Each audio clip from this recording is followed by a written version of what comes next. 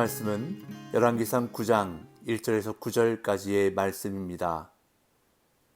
솔로몬이 여호와의 성전과 왕궁 건축하기를 마치며 자기가 이루기를 원하던 모든 것을 마친 때에 여호와께서 전에 기브온에서 나타나심 같이 다시 솔로몬에게 나타나사 여호와께서 그에게 이르시되 네 기도와 네가 내 앞에서 간구한 바를 내가 들었은즉 나는 네가 건축한 이 성전을 거룩하게 구별하여 내 이름을 영원히 그곳에 두며 내 눈길과 내 마음이 항상 거기에 있으리니 네가 만일 네 아버지 다윗이 행함같이 마음을 온전히 하고 바르게 하여 내 앞에서 행하며 내가 네게 명령한 대로 온갖 일에 순종하여 내 법도와 율례를 지키면 내가 네 아버지 다윗에게 말하기를 이스라엘의 왕 위에 오를 사람이 네게서 끊어지지 아니하리라 한 대로 네 이스라엘의 왕위를 영원히 견고하게 하려니와 만일 너희나 너희의 자손이 아주 돌아서서 나를 따르지 아니하며 내가 너희 앞에 둔 나의 계명과 법도를 지키지 아니하고 가서 다른 신을 섬겨 그것을 경배하면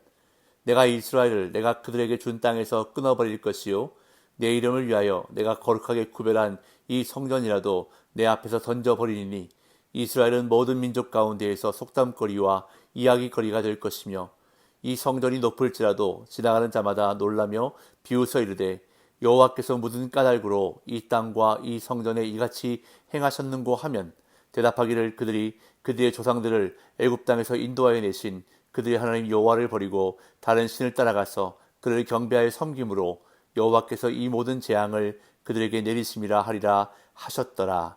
아멘.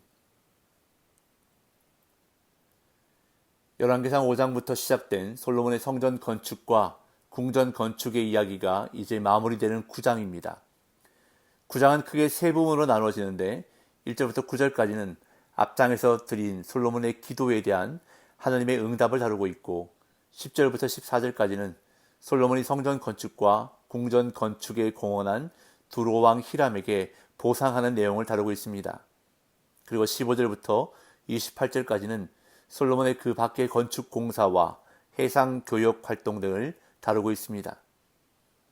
그 중에서 솔로몬의 기도에 대한 하나님의 응답을 다루고 있는 오늘 본문은 솔로몬의 긍정적인 측면과 부정적인 측면을 이중적으로 드러내고 있습니다.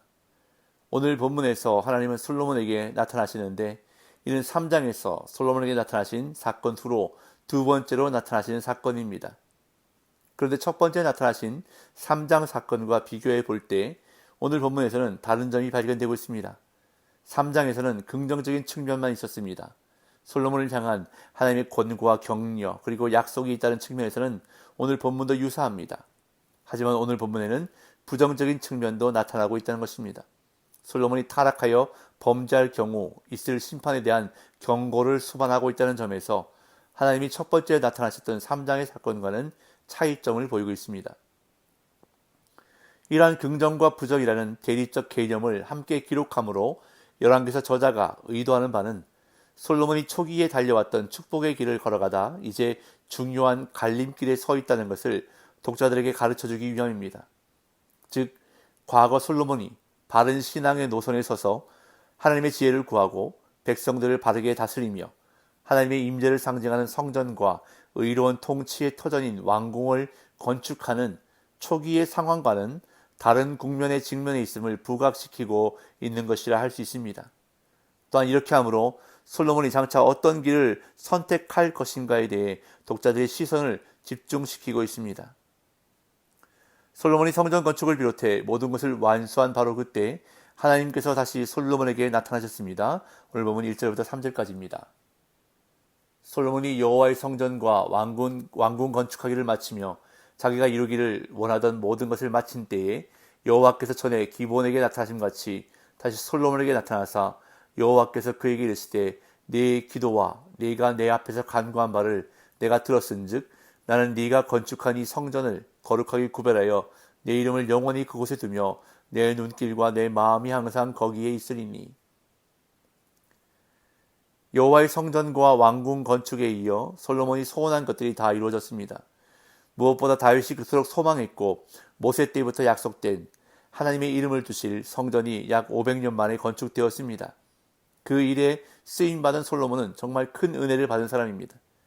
이처럼 솔로몬의 40년 통치 기간 중 전반부 20년은 하나님의 마음에 합한 모습이었습니다.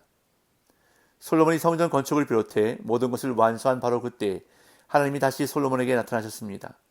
열왕기서 저자는 솔로몬이 자기가 이루기를 원하던 모든 것을 마쳤다고 기록합니다.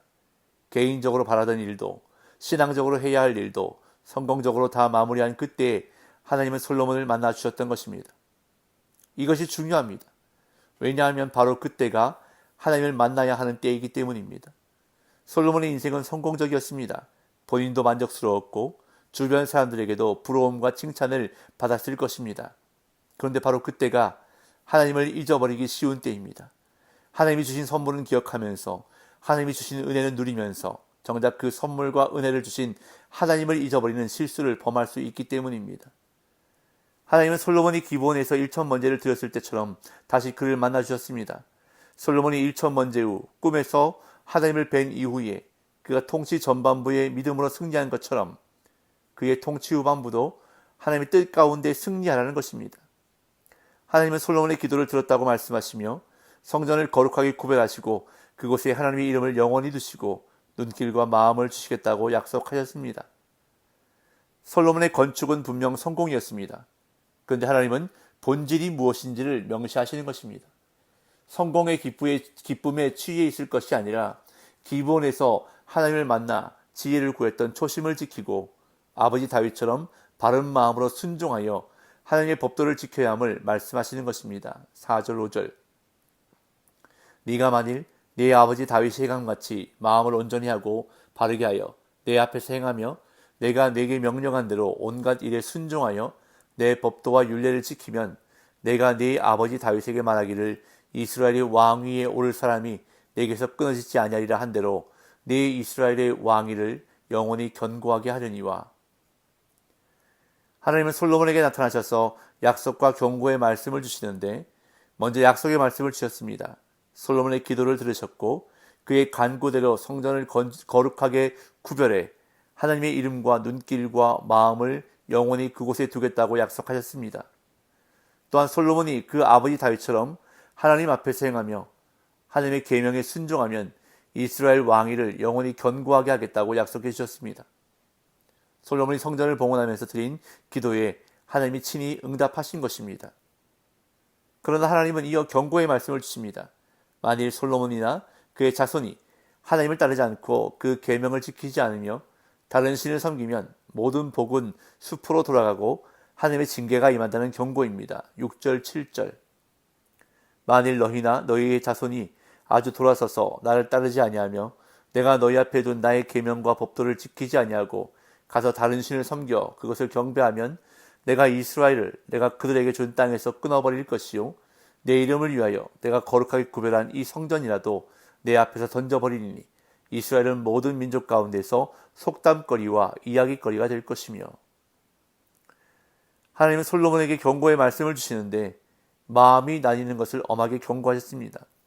만일 솔로몬이나 그의 자손이 하나님을 따르지 않고 하나님의 법도에서 떠나 다른 신들을 섬기면 이스라엘은 약속의 땅에서 쫓겨나게 될 것이고 하나님은 심지어 당신의 이름을 두신 거룩한 성전도 던져버리실 것이라고 말씀하셨습니다.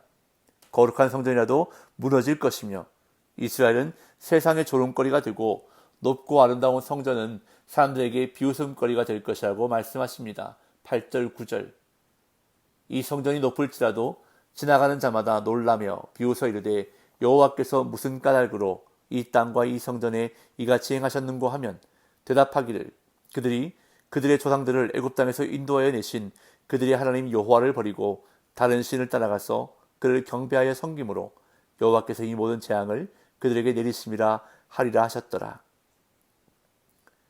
솔로몬이 지은 성전은 가나안 정복을 완수했음을 선포하는 기념물이지만 솔로몬이나 그 자손이 하나님의 법도에서 떠나거나 다른 신들을 섬기면 그 성전도 파괴되어 조롱거리가 될 것이라고 경고하십니다. 높고 아름다운 성전은 사람들에게 비웃음거리가 되며 이를 보는 사람들은 하나님의 은혜를 저버리고 다른 신을 섬긴 자들이 받은 결과라고 혀를 차게 될 것임을 경고하셨습니다. 기브온에서 하나님이 솔로몬에게 첫 번째 나타나셨을 때에는 오직 복만을 말씀하셨습니다. 그러나 오늘 본문에서는 복의 약속과 더불어 두렵고 떨리는 경고도 말씀하셨습니다. 솔로몬이 은혜에서 벗어나지 말아야 하기 때문입니다. 그러나 안타깝게도 이후에 솔로몬은 하나님을 향한 순전함에서 떠나게 되는 것을 우리는 성경을 통해서 보게 됩니다. 오늘 본문 1절은 우리에게 중요한 교훈을 말씀해주고 있습니다. 솔로몬이 여호와의 성전과 왕궁 건축하기를 마치며 자기가 이루기를 원하던 모든 것을 마친 때에, 성공할 때에, 잘 될 때에 우리는 하나님을 더욱 기억해야 합니다. 많은 사람들이 힘들 때에는, 안 될 때에는 하나님을 찾고 하나님 앞에 나아옵니다. 그런데 하나님이 은혜 주셔서 힘든 문제들이 해결되고 자신이 원하던 것들을 다 이루게 되면, 잘 되고 성공하게 되면 하나님을 잊어버리고 하나님으로부터 멀어지는 경우가 많다는 것입니다. 그렇기에 초심을 잃지 않는 것이 중요합니다. 끝까지 믿음을 잃지 않는 것이 중요합니다. 오늘도 흔들리지 않고 초심을 기억하며 주님 다시 오실 때까지, 최후 승리를 얻을 때까지 십자가 붙들고 믿음 지키며 사는 저와 여러분들 되시기를 예수님의 이름으로 축복합니다.